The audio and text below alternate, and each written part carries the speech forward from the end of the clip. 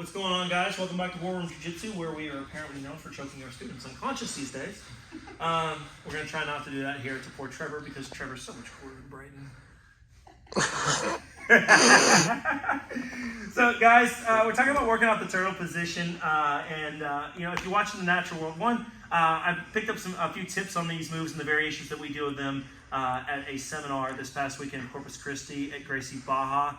Huge shout out to Marcelo Azevedo and Leo Cantu down there, and David as well. You guys absolutely rock. I had a great time, and what an awesome seminar. So we're going to take some tips and tricks that Marcelo left us with, and we're going to cover a couple of those that we did in our class today as well. So when somebody is in turtle position, if you look at the natural world, you're going to take care of a turtle by, natural predators. They're going to turn that turtle over. So the way we like to do it here is I'm going to grab him by the lat right here. I'm going to block my knee and my foot up against his body and lean up. This is going to allow me to then drop and pull.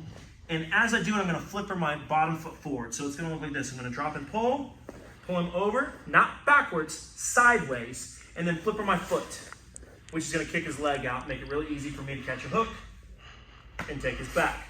So really, really common when we use here. But a lot of times, right, we're able to do that, and they start to open up their base really wide because they know that we're going to do that. So a lot of times, really easy way for me to get a hook. I don't start trying to step up over top of him and walk all over him and all this crazy stuff, right? I'm just going to lean, do the same exact thing. I'm going to lean up, lean back to peel him open, to kick a leg in, and start with my hook. And then from here, I can turn around and do the same thing, actually. If I want, I can kick him over, and now I had an easier hook to pull him back to turtle.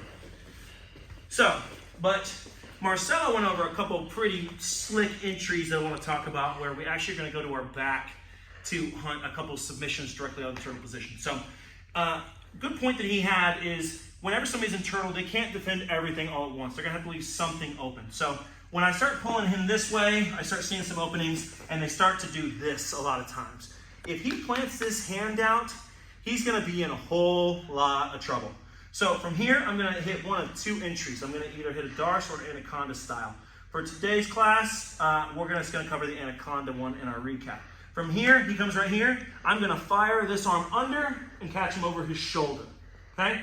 From here, I'm going to just keep my hand on his hip, and I'm just going to drive him forward onto his shoulder and his neck, and this is going to keep him held in place for me long enough for my next step. Now, my right knee, if you can see, it's planted right here. I'm going to take it out and slide it under and shoot my arm up and under his arm as far as I can. Notice I don't just grab here. I shoot my hand all the way to the sky as high as I can get it and wrap my elbow pit around his jugular vein. From here, I'm going to lace up the arm triangle and start choking him out.